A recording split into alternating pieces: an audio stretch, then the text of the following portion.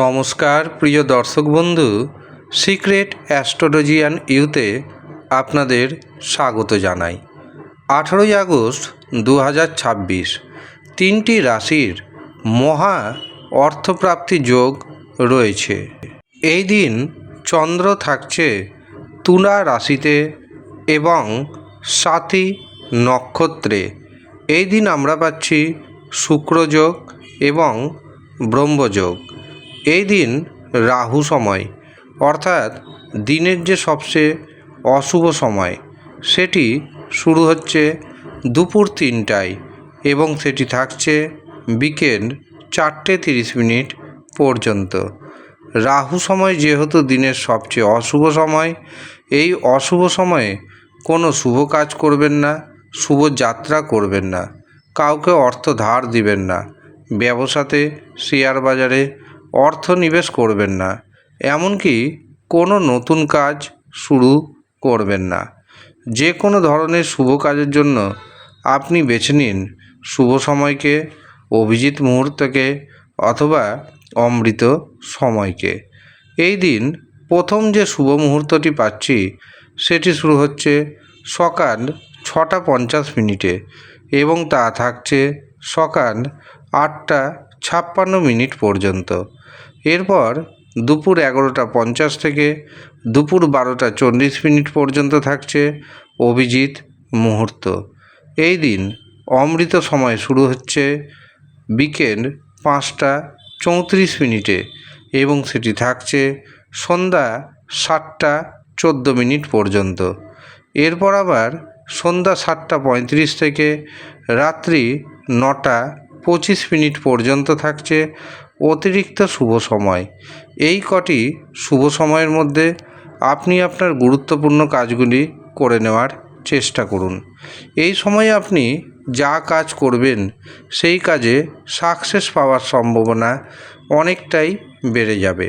এবার আসি তিনটি রাশির কথায়। যেই তিনটি রাশির হঠাৎ অর্থপ্রাপ্তি যোগ তৈরি হচ্ছে। প্রথম যে রাশির নাম পাচ্ছি সেটি হলো কুম্ভ রাশি।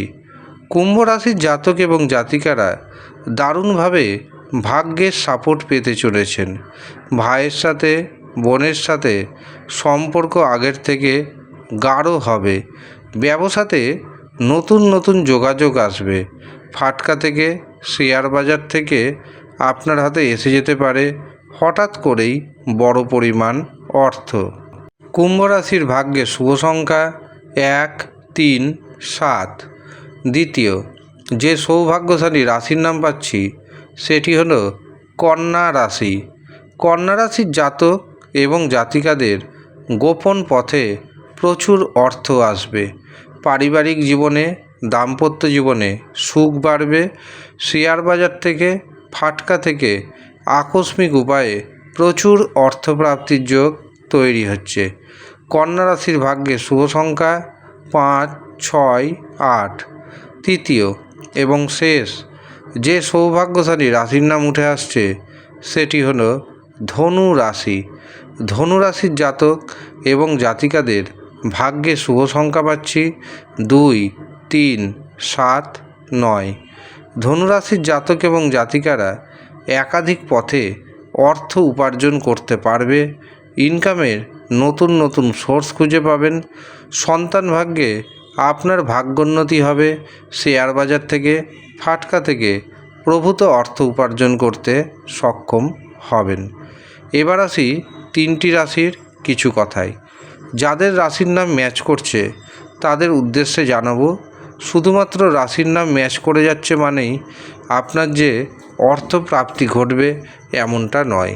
অর্থপ্রাপ্তি ঘটার জন্য রাশির নাম ম্যাচ করা যতটা দরকার ঠিক ততটাই দরকার রাহু, শুক্র এবং ভাগ্যভাবকে মজবুত থাকার।